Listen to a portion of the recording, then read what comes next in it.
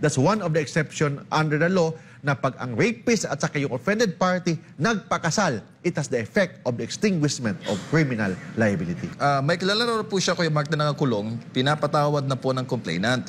Pero nahatulan daw ng 2 counts ng reclusion perpetua. Ano ba ang dapat gawin ng complainant para makalabas po ang akusadong pinatawad na at gustong palabasin?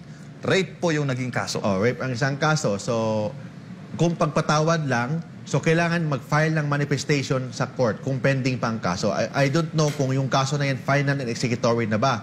Kasi sabi ko nga, as a general rule, yung pagpatawad ng isang offended party, it will not extinguish the criminal liability as a general rule. But exception dyan, yung rape law, for example, nagpakasal ang rapist at saka yung offended party, it has the effect of the extinguishment of criminal liability. But kailangan ang kaso pending pa kasi kung hindi pending ang kaso kasi final executory na, ano bang ipapatawad kung may desisyon ng korte? So I need to know kung yung kaso na yan final na ba or still pending with the court. Kasi hindi naman din, Kuya Mark, lahat ng rape cases ay nahahantong doon sa kasalan, di ba? Oo, tama. So, pwede naman magpatawad. Walang problema yan. But the court will decide not based on the pardon of the offended party, but based on the evidence. So, pag wala ng enough evidence kasi umatras na yung mga complainant, umatras na yung mga witnesses, the court will dismiss the case. Not on the ground of the pardon of the offended party, but on the ground of lack of evidence. Tsaka, Kuya Mark, in your experience, meron bang ganon na kliyente na nag-rape tapos ang hantong sa kasalan? May ganon.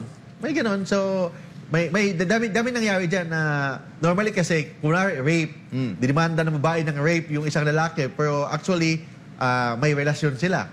Tapos, pero may ganon. So, tapos, nagkabukuhan kasi demanda lang pala ng rape kasi sabi ng nanay, idemanda mo ng rape ang boyfriend mo para ganon. So, para secure. Oo, ganon. So, nagkasundo sila. Nagpakasal.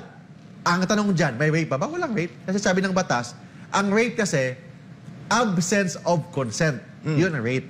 But kung voluntary sexual act, it's not rape.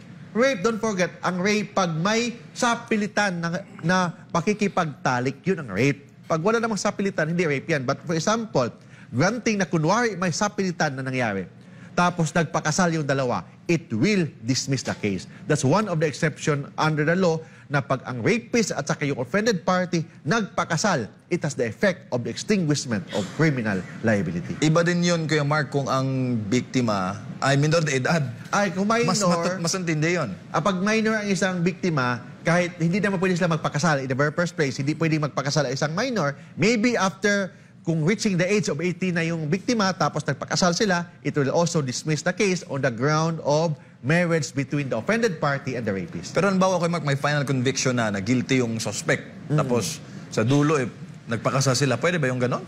Pwedeng ganon. Pwedeng ganon. So, actually, hindi man maging final yan yung rape case kasi reclusion perpetua yan, automatic appeal talaga yan. So, kahit na mag-convict siya sa RTC, walang appeal, automatic maging appeal yan kasi ang kaso is reclusion perpetua. Lifetime imprisonment yan, so automatic appeal yan sa higher court. Pag ganon, hindi pa maging final yan. So, pag nagpakasal sila, it will dismiss the case kasi that's one of the exception under rape law na pag nagpakasal ang offended party and yung rapist has the effect of the extinguishment of criminal liability. Kaya Mark, yung mga ordinary rape case po ba, siyempre, ang Supreme Court final arbiter, kataas-taas ang hukuman.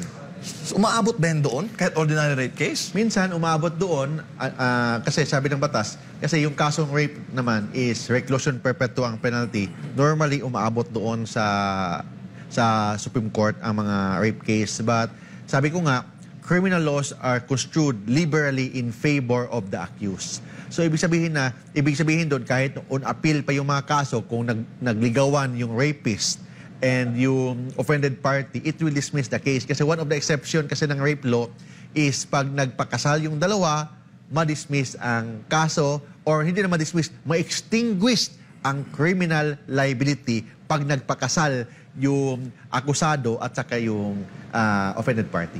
Tsaka, Kuya Mark, pag mga ganyong pasya ng Supreme Court, kadalasan nagiging precedent, nagiging, kumbaga, landmark sa mga...